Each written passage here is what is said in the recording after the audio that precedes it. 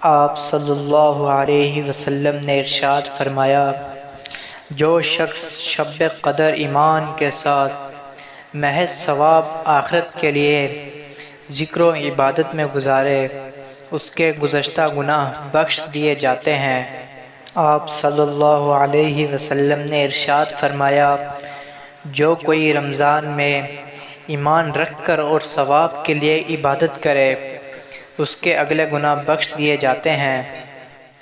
آپ صلی اللہ علیہ وسلم نے ارشاد فرمایا، آسانی کرو اور سختی نہ کرو، اور خوش کرو، نفرت نہ دلاؤ۔ فرمان رسول اللہ صلی اللہ علیہ وسلم ہے۔ آپ صلی اللہ علیہ وسلم نے ارشاد فرمایا، علامات قیامت میں سے یہ ہے کہ علم اٹھ جائے گا اور جہل ہی جہل ظاہر ہو جائے گا، شراب پی جائے گی اور زنا پھیل جائے گا۔ آپ صلی اللہ علیہ وسلم نے ارشاد فرمایا، منافق کی 3 نشانیاں ہیں، بات کرے تو جھوٹ بولے، جب وعدہ کرے تو وعدہ خلافی کرے، اور جب اس کو امین بنایا جائے تو خیانت کرے۔ ان حضرت صلی اللہ علیہ وسلم نے ارشاد فرمایا، مجھے دوزخ دکھلائی گئی تو وہاں زیادہ تر عورتیں تھیں جو کفر کرتی تھیں۔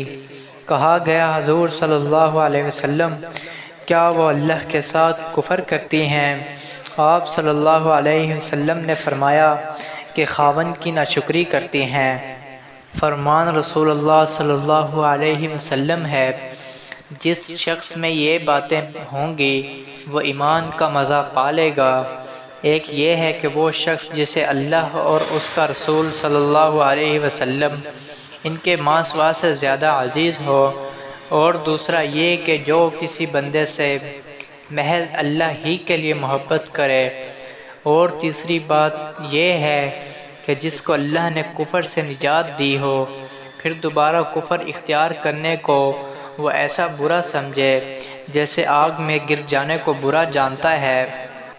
تم میں سے کوئی شخص ایماندار نہ ہوگا جب تک اپنے بھائی کے لیے وہ نہ چاہے جو اپنے نفس کے لیے چاہتا ہے۔ فرمان رسول اللہ صلی اللہ علیہ وسلم ہے، مسلمان وہ ہے جس کی زبان اور ہاتھ سے دوسرے مسلمان محفوظ رہیں۔ فرمان رسول اللہ صلی اللہ علیہ وسلم ہے، جس نے مجھ پر 1 مرتبہ درود بھیجا، اللہ اس پر 10 مرتبہ رحمتیں نازل فرمائے گا، اس کے 10 گناہ معاف فرمائے گا اور 10 درجے بلند فرمائے گا۔